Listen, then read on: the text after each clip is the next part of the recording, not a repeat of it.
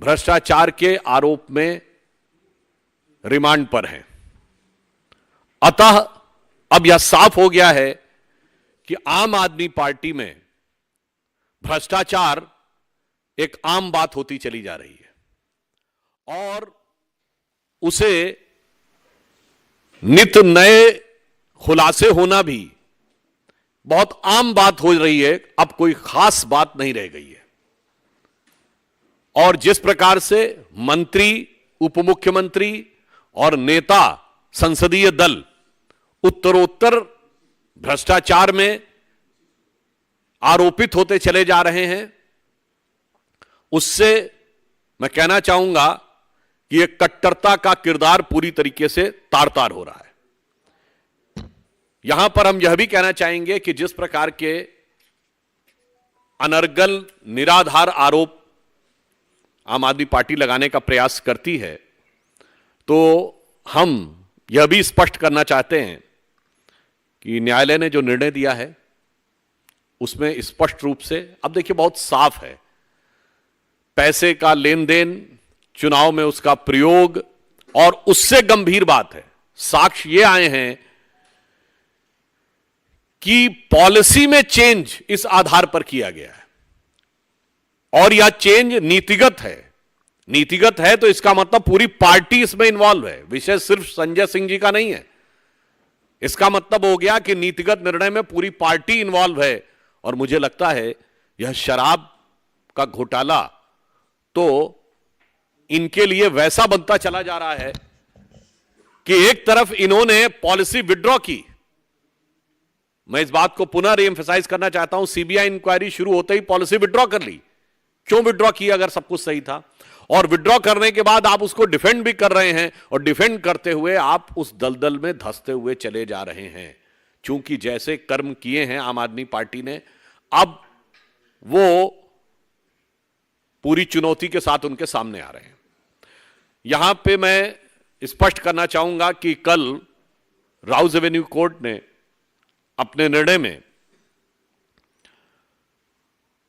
Page number 10 के ऊपर जो लिखा है 15वें पॉइंट पे, जो ये कहने का प्रयास कर रहे हैं कि केस का आधार नहीं बनता है, उसमें बहुत स्पष्ट कहा है, hence in prima fascia view this court the fact stated that the material placed before the court nowhere shows that the suggest that his arrest in the present case is unwarranted and unreasonable। Hindi में कह दें, अदालत ने प्रथम दृष्टया यह विचार किया है और यह माना है कि यह कहीं से भी यह नहीं दर्शाता है कि वर्तमान मामले में गिरफ्तारी अनवारंटेड और अनरीजनेबल है। यानी यह कहना कि अनापेक्षित है या अनावश्यक है, यह उचित नहीं है। यह बहुत स्पष्ट रूप से कहा है।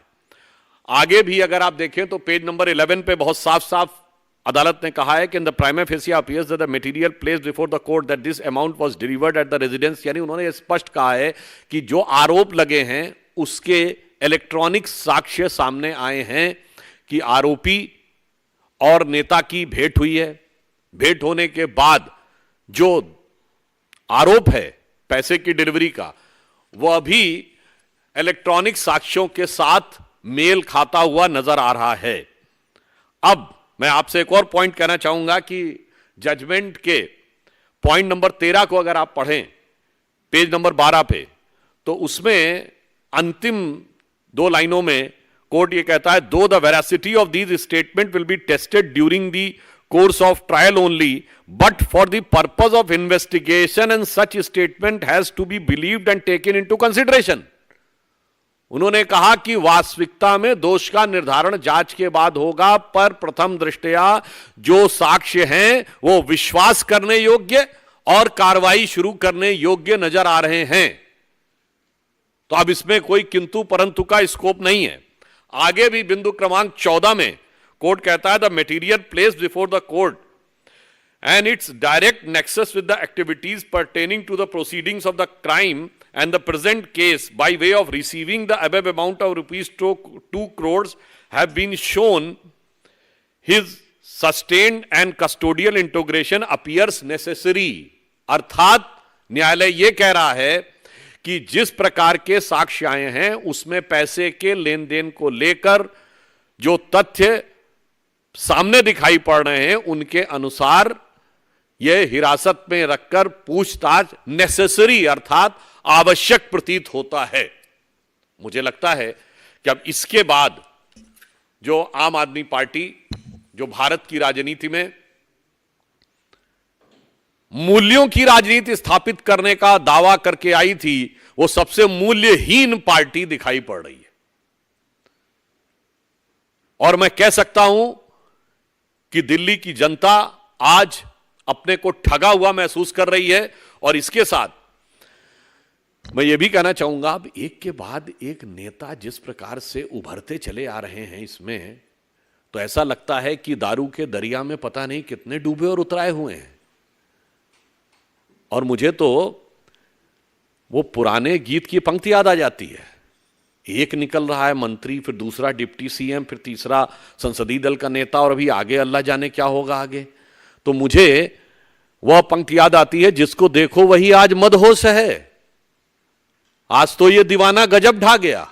मतलब अब एक के बाद एक जिस प्रकार के कैरेक्टर्स उभर के सामने आते जा रहे हैं, मुझे लगता है इसके बाद श्री केजरीवाल जी की बातों की निर्लज्जता और धृष्टता पूरी तरीके से जनता के सामने आ गई है। इसलिए हमारा यह मानना है कि अब यह देश की जनता के लिए भी एक विचार का विषय है, फूड फॉर थॉट है। जो लोग राजनीति में नए प्रयोग की बातें करते हैं, यह एक्सपेरिमेंटल पॉलिटिक्स का दौर अब नहीं है। भारत प्रखरता के साथ, दृढ़ता के साथ और नई भूमिका को निभाने के लिए जहां विश्व पटल पर उभर रहा है, यहां ये तरह तरह के एक्सपेरिमेंट्स करने के प्रयास होते हैं। उन एक्सपेरिमेंट्स का परिणाम कितना दुखद और देश के लिए खतरनाक हो सकता है, और उन प्रयोगों के चेहरे पर चढ़ा हुआ मुखौटा कितनी जल्दी उतर सकता है, यह भी समझना चाहिए। बहुत स्पष्ट है कि अब किसी भी प्रकार का प्रयोग भारतीय राजनीति के लिए घातक हो सकता है। यह मेरे विचार से आम आदमी पार्टी के अन्ना आंदोलन से निकली आम आदमी पार्टी के इस चरित्र के बाद यह भी एक विचार के लिए तथ्य देश की जनता के सामने है, और देश की प्रबुद्ध जनता इसे समझ रही होगी। धन्यवाद।